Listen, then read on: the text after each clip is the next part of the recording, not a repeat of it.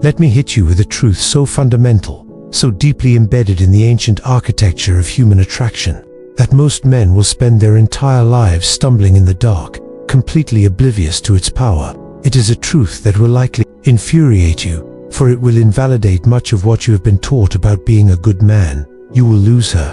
She will leave you, not because you were not there, not because you failed to love her, not because you did not provide, protect, or pour every last ounce of your damn soul into the relationship. She will leave you for one reason, and it will not make sense to your logical mind until it is far too late, until you are sitting alone in the wreckage of what you've built, trying to understand how doing everything right could have gone so horribly wrong. She will leave you if another man possesses one trait, one single solitary trait that acts upon her nervous system like a magnetic pole acting upon iron filings. That trait is not money, though wealth can be a clumsy proxy for it. It is not status, though status is often a byproduct of it. The one trait that can override years of loyalty, comfort, and shared memories is certainty. It is that deep, immovable, bone-deep confidence that radiates from a man who does not just say he knows what he wants. He moves like it. He breathes like it. His very presence is an embodiment of his own resolved direction. She will leave the man who bends over backward for her, the man who anticipates her every need and contorts his own spine to accommodate her emotional weather, and she will run straight into the arms of a man who barely seems to acknowledge her. If that man walks with the kind of self-assured power that comes from unshakable certainty to the core of the female psyche, a man's certainty is not merely attractive, it is irresistible. It is an intoxicating force that silences the anxious chatter in her mind. It is the ultimate signal that he does not need her approval, her affection, or her validation, because his internal world is already whole. His compass is already set, and his reality is not contingent upon her participation in it. He is a sovereign nation, and she can either apply for a visa or watch from across the border. But she will never be able to annex his territory through emotional manipulation or validation withdrawal. This non-neediness, this profound independence of spirit, is the rarest and most potent aphrodisiac on the planet. Herein lies the sick, twisted irony that most good men face, the one that drives them to madness. You do everything you are supposed to do. You show up consistently. You stay loyal when temptation arises. You practice healthy communication, remembering to use I feel statements. You take her on thoughtful dates. You remember the little things like her favorite flower or the story she once told you about her childhood dog. You protect her when she is vulnerable, acting as her safe harbor in the storms of her life. You give her the kind of profound emotional security that, by all rational measures, should matter more than anything else. And still, you must understand, it does not guarantee a damn thing. It does not inoculate your relationship against this specific, potent threat, because her world, the world of primal attraction and desire, is not governed by a spreadsheet of your good deeds. Logic does not drive desire, emotion does. And when a man who radiates pure, unadulterated certainty walks into the picture, she feels it. It is not a thought. It is a somatic experience. She feels it in her chest as a flutter of anxiety and excitement. She feels it in her stomach as a nervous pull. She feels it in that ancient, reptilian part of her brain where reason dies and raw, undeniable attraction begins. And if you are the man who is still mired in the swamp of uncertainty, the man who is still asking, do you love me? Are we okay? Am I enough for you? You have already lost the war, even if you have not yet conceded the battle. You lost not because you were not a good enough man, but because you doubted that you were. The moment you doubt your own value, your own direction, your own sufficiency, you transmit that doubt directly into her nervous system. Your uncertainty becomes her uncertainty. She begins to see you through the very lens of doubt that you provided. Certainty is not about being loud, arrogant, or bombastic. It is not about flexing your possessions or dominating conversations with a booming voice. That is the caricature of confidence, a fragile mask worn by insecure boys. True certainty is the quiet, grounded, unshakable energy of a man who knows, without question, who he is, where he is going, and what he is not willing to tolerate along the way. This man does not ask for permission to lead, either on a date or in the direction of the relationship. He does not negotiate the terms of his self-respect. They are non-negotiable. He does not over-explain his decisions, over-apologize for his boundaries. or over-pursue a woman who shows signs of disinterest. He moves as if his time is his most valuable, non-renewable resource. He acts as if his presence is a gift he chooses to bestow, not a tribute he must pay to earn her favor. And even if she does not consciously register the mechanics of this behavior, her body does, her instincts do, because deep down, in the most primitive strata of her being, every woman is wired to follow the man who leads with calm, resolute certainty, not the man who checks in every 5 minutes to take her emotional temperature and ensure she is still happy. That behavior might win her temporary approval, but it will never, ever spark obsession. If he has certainty, he does not need to chase her, he magnetizes her. This single trait flips the entire power dynamic of courtship and relationships on its head suddenly. When she is dealing with a man of true certainty, she is the one second-guessing herself. She is the one checking her reflection twice before seeing him. She is the one who feels a pang of nervousness, not because he is mean or cruel, but because his energy, his reality, does not center around her. He is not constantly bending to her emotional weather like a willow in the wind. He is the mountain, and she is the weather. He is not walking on eggshells to keep her from leaving. He has already accepted that she is free to leave at any time, and that her departure would be her loss, not the collapse of his world. This contrast hits her with the force of a physical impact. While you are carefully crafting the perfect good morning text and asking if she is okay because she seemed a little quiet last night, he is already 3 hours deep into his work, his workout, or his mission. He is living his life, and she is the one trying to figure out how to fit into the rich, compelling tapestry of it. That subtle but profound shift is the difference between being the man she settles for out of comfort and convenience, and being the one she fantasizes about, the one she feels an irrational, desperate pull towards. You must not get it twisted. Women are not cruel or evil for being drawn to certainty. It is biology. It is the ancient, hardwired software of survival. The qualities of safety, security, and competent leadership all radiate from a man who is sure of himself. A man who is certain of his path is a man who can be trusted to navigate the dangers of the world, both physical and social. His internal stability suggests an external capability. You might think that being nice, supportive, and emotionally open makes you a better partner, and in a stable, long-term partnership, those things absolutely matter. They are the glue that holds a relationship together, but they are only relevant after the fire of raw, primal attraction has been lit. If you lead with compliance instead of certainty, if your primary mode of operation is to please her and avoid conflict, she does not feel turned on. She feels like she is mothering a boy, and no woman on this earth stays sexually attracted to a man she has to lead emotionally. She wants to lean into your strength, not be the architect of it. She wants to feel your vision for the future, not have to guide you towards one. And when she meets a man who provides that, who has his own vision, his own direction, his own unshakable course, she will chase him. Even if she cries tears of genuine sadness while leaving you, you cannot fake certainty. This is perhaps the most crucial and difficult part of this lesson. You cannot mimic it by memorizing a few stoic lines from Marcus Aurelius, or by pretending to be an alpha male you saw in a movie. Women, and their finely tuned intuitive senses, can feel through masks. They have an almost supernatural ability to sense when a man's confidence is authentic and when it is a fragile, performative act. If you are trying too hard to be a dominant alpha, she will smell the desperation and insecurity simmering just beneath the surface. It will come across as posturing, and it will repel her. But if you have genuinely done the hard work of building yourself into a man with inviolable standards, with firm boundaries, with a driving purpose, and with a core of unshakable self-respect that you have earned through trial and fire, she will not just notice it, she will, on a deep and instinctual level, submit to it. This submission is not one of weakness or subservience in the way a man might understand it. It is a submission of relief. It allows her to finally rest in her feminine energy. If she has spent her life leading every man she has ever been with, if she has had to be the strong one, the planner, the emotional rock, then your presence becomes a sanctuary.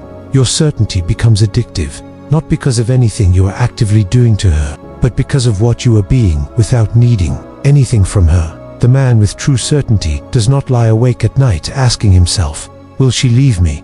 He operates from a deeper, more powerful frame. He knows that if she does choose to leave, it is unequivocally her loss. He does not cling. He does not beg. He does not collapse into a puddle of emotional chaos because someone walked out of his life. His world does not shatter from the impact of her rejection, because his world was never built around the fragile foundation of someone else's validation to begin with. This energy is terrifying to insecure women who rely on manipulation and control to feel powerful. But it is profoundly magnetic to healthy, feminine women, because a woman of substance knows, on an intuitive level, if a man like this chooses me, it is because he genuinely wants me, not because he needs me to feel like a man. In a world overflowing with emotionally needy men, with boys in adult bodies who are looking for a surrogate mother more than a romantic partner, this quality alone places him in a category so rare, so elite, that she cannot ignore it. Think about the guy she left you for, or the one she fantasizes about. Was he objectively a better man than you? Was he more generous, more kind, more loyal? Probably not. But he had presence. He had the audacity to walk into a room like he belonged. There, he did not wait for her to choose him. He acted as if he were the one doing the choosing. And that subtle but powerful psychological frame made all the difference in the world. Women do not fall for the most available man. They fall for the most emotionally grounded one. They fall for the man who does not flinch when she tests him. The man who does not crumble when she gets moody. The man who does not trade his spine for her approval. That is the man she remembers. That is the man she brags about to her friends in hushed, reverent tones. That is the man she regrets walking away from. A regret that can haunt her for years. Your job, then, is not to become louder, flashier, or more aggressive in a desperate attempt to mimic this strength. Your job is to go inward. Your job is to become more certain about who you are, what you will tolerate, where you are going, and what you are building. Certainty is calm. Certainty is clarity. Certainty is the quiet, internal knowing that your value is absolute and inherent, not something that is granted or revoked by a woman's shifting moods. It is knowing that your love is a gift, not a transaction, and if she does not see your value, that is a reflection of her perception, not your reality. Because you see it, that is the man who does not get walked on. That is the man who does not get left behind for someone who barely tried. That is the man who gets chosen, not because he begged for the role, but because he built himself into something so unshakable that he becomes the only rational choice for a woman who knows what she wants. So if you want to keep her, or any woman like her, stop asking what she wants. Stop trying to shape yourself around her fleeting desires and emotional swings. Stop being a chameleon who changes colors to please her. Instead, build yourself into a man so grounded, so complete, so certain of his own frame, that she has no choice but to either rise to your level or remove herself from your path. That is the one trait that changes everything, and you do not find it in books or borrowed quotes from the internet. You forge it. You forge it in the lonely hours of self-reflection, through the painful but necessary act of setting and enforcing standards, through a ruthless self-honesty that forces you to confront your own neediness. You build it, brick by painful brick, when you stop chasing her and start leading your own life. And once you lock into that version of yourself, she cannot unsee it, she cannot forget it. And if she does leave, it will not be because you lacked something. It will be because she was not yet ready for a man who actually knew his worth. Asterisk, the understanding of certainty's power, as we have explored, is the map. But a map is useless without the will to undertake the journey. This chapter is not about philosophy, it is about alchemy. It is about the practical, arduous, and transformative process of forging the abstract concept of certainty into the living, breathing reality of your character. It is the blueprint for the forge where boys are hammered into men and men are refined into kings. Certainty is not a personality trait you were born with. It is a spiritual and psychological fortress you must build, brick by painful brick, upon the bedrock of your own discovered and cultivated self. The process is not easy, nor is it quick. It requires fire, it requires pressure, and it requires a relentless willingness to hammer away at your own weaknesses until they harden into strengths. This is the sacred work. This is how you stop being the man who gets left behind and become the man who is the destination. The foundation of this entire structure, the very ground upon which the fortress of certainty is built, is laid in solitude. In the modern world, men are terrified of being alone. They seek constant distraction in noise, in entertainment, in the validation of others, and most powerfully, in the attention of women. They use women as a mirror to feel that they exist, that they are worthy. This is the root of all neediness. The man who would be certain must first learn to sever this dependency. He must voluntarily walk into the wilderness of his own company and stay there long enough to confront the demons that lurk in the silence. It is in solitude that you discover whether you truly like the person you are when no one is watching. It is here that you are forced to face your anxieties, your insecurities, and your desperate cravings for approval without the anesthetic of external validation. This process begins with ruthless self-honesty. You must become an unflinching auditor of your own soul. Take inventory. Where are you needy? Do you text her not because you have something to say, but because her silence makes you anxious? Do you agree to plans you dislike simply to avoid the conflict of saying no? Do you apologize when you have done nothing wrong, simply to smooth over her emotional state? You must document these instances, not with self-judgment, but with the cold, detached eye of a scientist observing data. This is your starting point. You must see the full extent of your own weakness before you can begin to build your strength. This period of solitude and self-inquiry is also where you must conquer the primal fear of being alone. You must prove to yourself, through action, that your world does not end if a woman walks out of it. You must fill your own time with things that matter to you, developing hobbies, skills, and passions that bring you genuine fulfillment, completely independent of a woman's presence. When you can genuinely enjoy a Saturday night by yourself, engrossed in a project or a book, you have begun to lay the first, most crucial cornerstone of certainty. You have proven to your own nervous system that you are a whole and complete entity. From this foundation, you must erect the first great pillar of the unshakable man, a purpose-driven life. A man's certainty is derived directly from his mission. A man without a mission is a ship without a rudder, tossed about by the chaotic waves of other people's desires and emotions, particularly those of the woman in his life. If she is the sun around which his entire universe revolves, he will always be in a reactive, supplicating posture.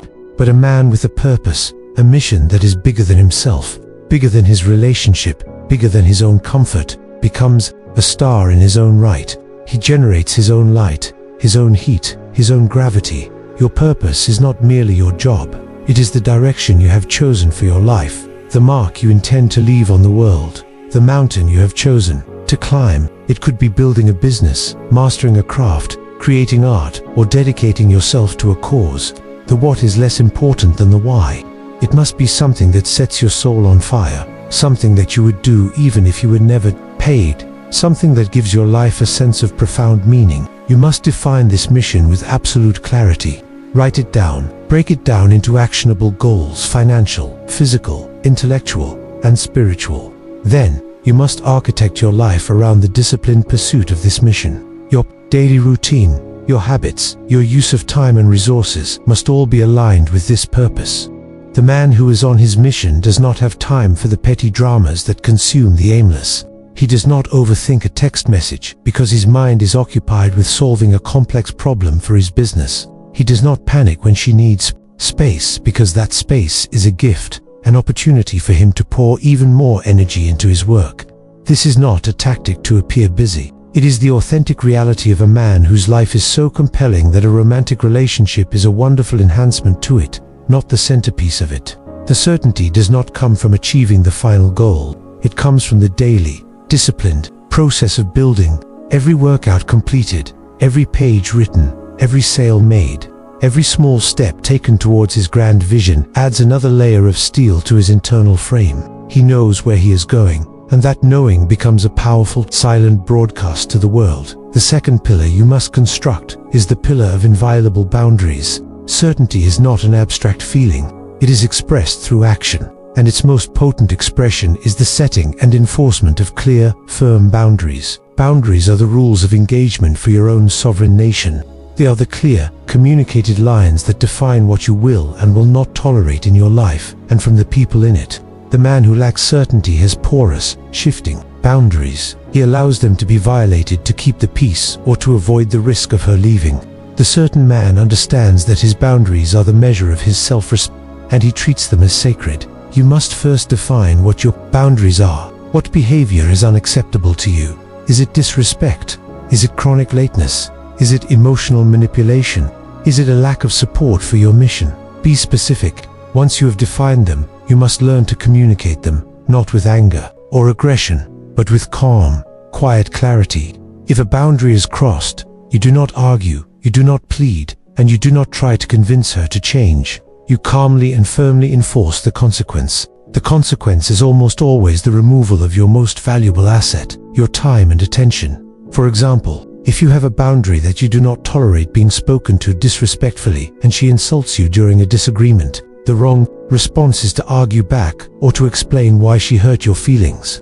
The right response is to calmly say, "I will not be spoken to that way. This conversation is over for now," and then to physically or verbally walk away. You create space. You demonstrate that disrespectful behavior results in the immediate loss of access to you. This is terrifyingly powerful.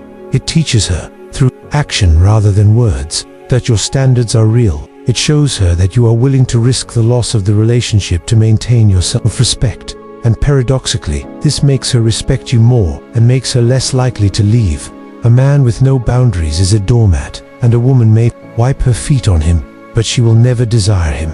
A man with strong, enforced boundaries is a king in his castle, and she will feel a primal pull to be the queen who has earned her place beside him. The third and final pillar is the mastery of your own emotional state. A man cannot be certain in the world if he is a slave to the chaos within himself. Emotional discipline is not emotional suppression. It is not about being a cold, unfeeling robot. It is the ability to feel your emotions fully: anger, sadness, fear, joy, without being controlled by them.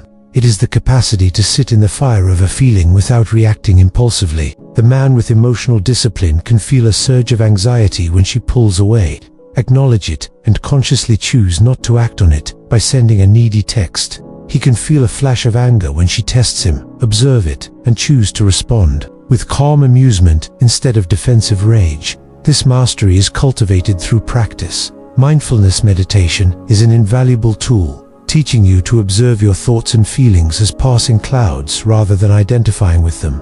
The study of Stoic philosophy provides a mental framework for enduring hardship and managing perception. Physical exertion, lifting heavy weights, long-distance running, martial arts is a powerful way to transmute raw emotional energy into physical strength and resilience. The ultimate test of this emotional discipline comes in your interactions with her. She will, consciously or unconsciously, test you.